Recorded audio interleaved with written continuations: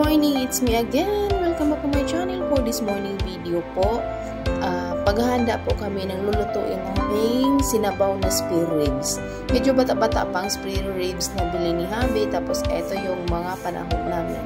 As usual, madaming luya kasi gusto talaga namin yun. Tapos ito yung siling haba. Tapos meron siya ganun. Tapos meron eto na, nagayak na niya yung gulay. Inuna niya pala itong parang matigas na part para pag salang nito mamaya mas mauna to kaysa naman yung purely dahon na sa ilalim. Tapos eto na din yung karne namin. Konting-konti lang kasi dalawa lang naman kami sa bahay.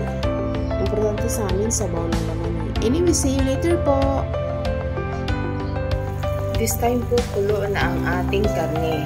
Pero, ang gagawin namin nito, ihahanguin namin mamaya pag once matanggal na talaga yung mga dugo-dugo. Kasi para bang nakasanayan kasi namin ganito yung way na panluluto namin. Kasi parang feeling namin parang ang dumi-dumi niya tingnan sa sabaw. Lalo hilig na hilig talaga namin yung maghigop na sabaw. Tapos ang gagawin namin dito, hanguin lang siya namin. Tapos hugasan namin na isang beses. Tapos panibagong kulo naman. Yung pangalawang kulo, yun na yun ang gagamitin namin talaga. Doon na namin isusunod yung mga sangkap namin. See you later po! Ang finished product ni Habi, ito na yung naluto niya today. O diba, sino hindi matatakam? As usual, ang green-green. Surely happy kami Sinday. Tapos ito yung tapos ito yung karne niya. Tapos ito yung mga gulay-gulay niya. O, amoy pa lang, natatakam mo talaga.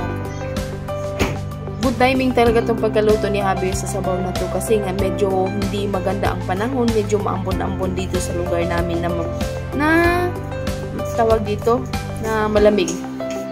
Kaya eto, surely papawisan talaga ako nito.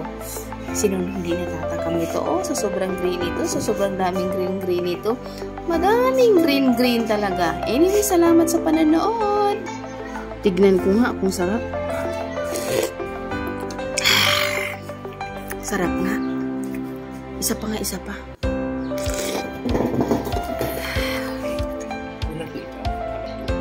Yan yun. Ayan! O diba? Rice is life's inday. Honestly talaga. Malakas talaga ako sa rice.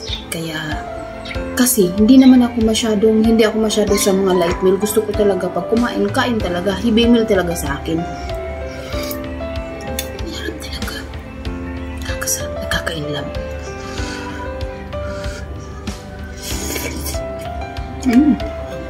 Ha? Diba?